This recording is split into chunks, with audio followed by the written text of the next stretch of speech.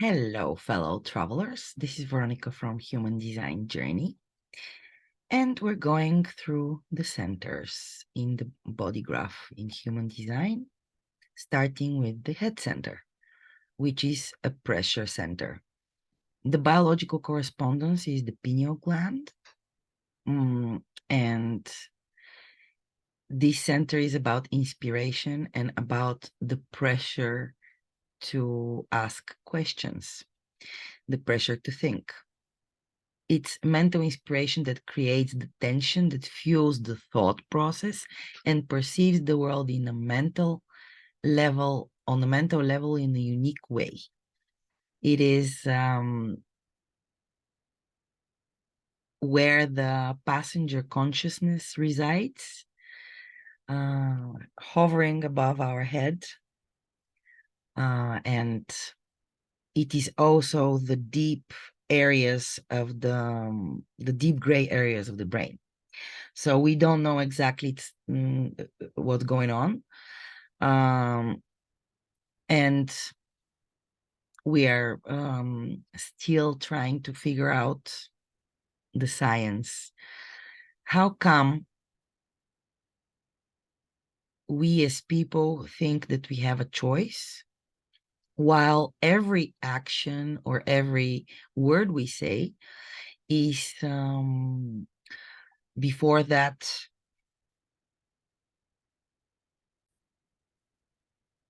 preceded by some neurological action and something going on in our brain. So it is a biological machine which makes things tick and makes things work, and we don't even choose them. We don't think about it. The mind cannot do the job of the brain, which is to basically manage the whole living organism. And it is a complex mathematical, with mathematical precision working machine. And the mind being super powerful, which function is to actually be the observer and to watch, and to measure, and compare without interfering with the decision making, without interfering with what the body is here to do, what the energy is available for.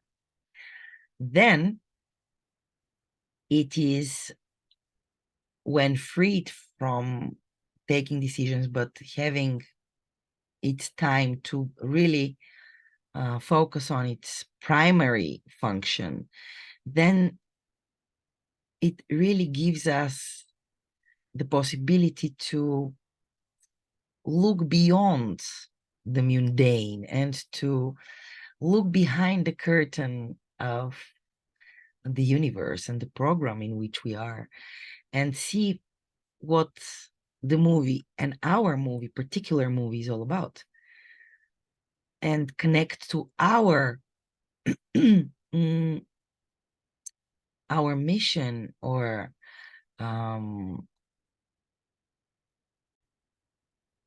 our life purpose, and watch it unfold. We have 30% of the people with defined head center, which is inspiration, which manifests itself in a fixed way.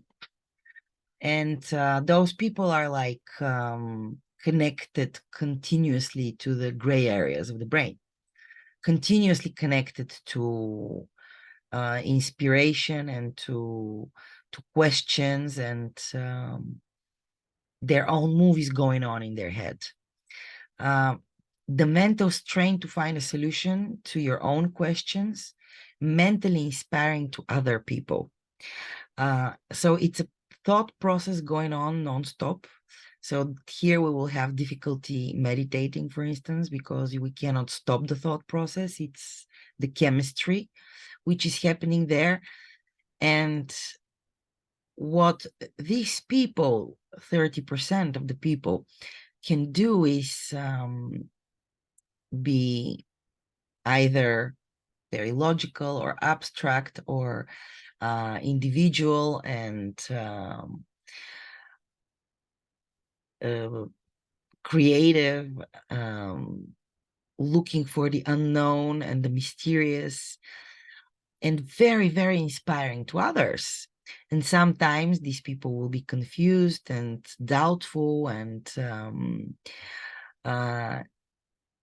insatiable with their desires to know more about the mysterious. And what this center shows us is that sometimes the question is, the good question is more important than the answer. And this is something what also projectors as type teach us here, that it's not about manipulating the answer. It's not about managing or controlling the other. It's about asking the right question so the other can hear their truth. It's about the right question which provokes something, a thought process or a feeling or some cognitive response. And the right question is worth so much. The right answer or answers can be, there can be more than one right answer, right? That's what the open heads and asanas teach us, that we don't have to be fixed in our inspiration, in our thought process, in the way things are structured, etc., etc. We can also be open to the mystery of the unknown and the possible future scenarios and past lessons that we can learn the more we observe, for instance. The undefined are 70% of the population is with an open head, and inspiration arises from external conditioning. So it can be from other people, from planets, from a movie we watched, or a play we saw, or a concert, a book we read. Anything that comes from outside can be inspiring to us or not, or confusing, making us doubt, mysterious. So people with open heads are able to see those which are inspiring and things which are inspiring and those that are confusing. Thus, the question to ask oneself is, are those really inspiring people? Are those really inspiring questions, important questions to me, to my life? And are those confusing concepts, ideas, and doubtful, making me anxious? So the mantra here is, I don't care. Do I care? Does this bring me inspiration? And is this my inspiration? Is this something worth thinking about, worth exploring, or not? Or am I wasting my energy there? Am I wasting my time and my precious authentic inspiration time? Because those inspirations which are for me are precious, because they bring me something. They're for me, and they come with my strategy and authority. Do I am I available to those concepts? Do I have the energy for that or not? Depending, of course, on your particular design. So the open head center, not self strategy, will be feeling responsible for relieving the mental pressure they take from others by acting on or trying to find answers to questions that are not necessarily important, and easily get lost or drowned in doubt and confusion and lose focus. Thinking too many things and thoughts which totally don't matter particularly to their life.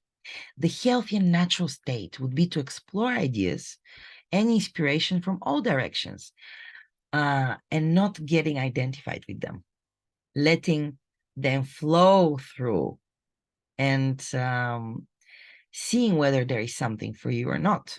Open to the wonder of the unknown and the uncertainty, and not trying to fix thought process. Enjoys the tension of knowing more without identifying with it, without putting yourself under pressure and under oppression to think and to find the answer necessarily at this moment right now, and just enjoying questions or even the confusion and the uncertain and the unknown, just as it flows as information, and trusts that it will either clear up, get aha moment, get a logical understanding, or an abstract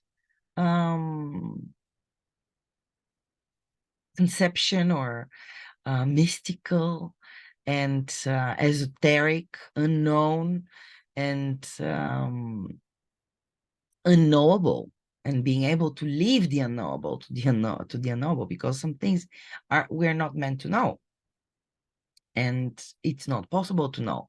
So if you keep on returning and oppressing yourself with looking for answers to questions which have no answer, then you're damned. You're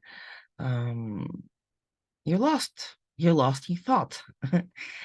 And it becomes analysis paralysis. It becomes a hub not for energy play, but for energy stuckness. You get stuck. You get overwhelmed. You get headache, no matter whether it's open or defined. The not self will be overthinking, and both can make themselves under a lot of mental pressure. And this is why the head is never our inner authority. The mind is never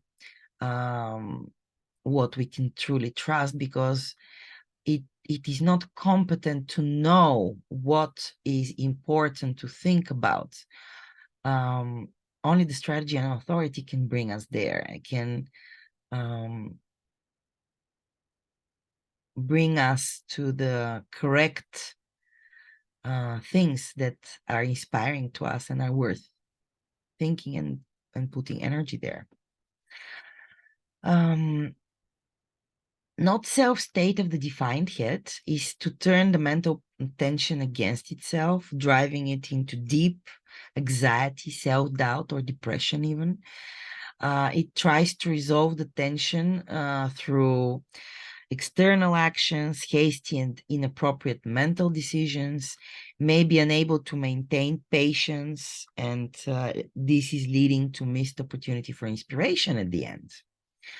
So overthinking is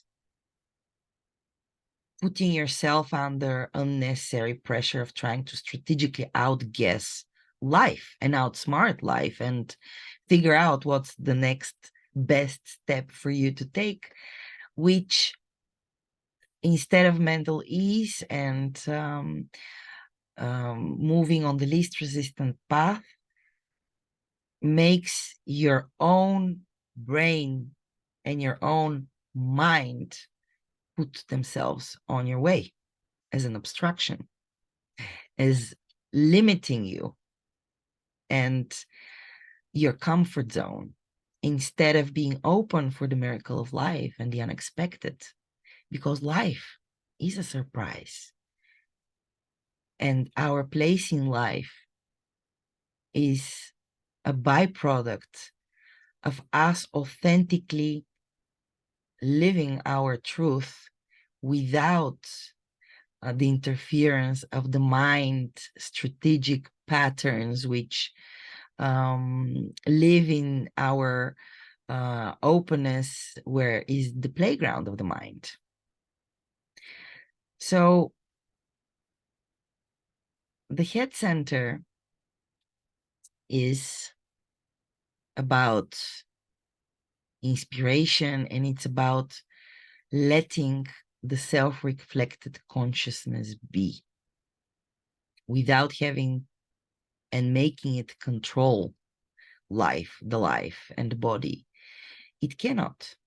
There is actually this joke, maybe not the most appropriate joke for the net, but I love it because it expresses so much what is the importance of the body.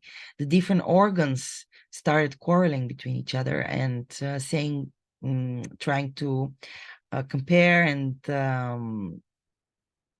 put their worth as the most valuable. So the heart would say, well, without me, there is no life because I'm pumping the blood. Then the lungs say, yeah, but without us, there is no air, which is needed for the life, etc., etc. All the organs said something. The brain said, yeah, but I control all of you neurologically. So I'm the manager here. I'm the most important. And the anus listened, and at some point it just squeezed itself and let everybody else know who the real boss is. So with this joke, I'm going to leave you to contemplate eventually or not. What is the importance of the body over the mind? And what is the self-reflected consciousness here to be? Being. We are a being. We are not an acting, which is being. This is for now for the head center, but if you would like to hear more about the other energy centers in the body graph in human design, please like, subscribe, and check out my other videos. This is Veronica from Human Design Journey in YouTube, Instagram, Facebook, and on the internet, humandesignjourney.com. If you would like to see more from me. Bye for now. Stay tuned for more.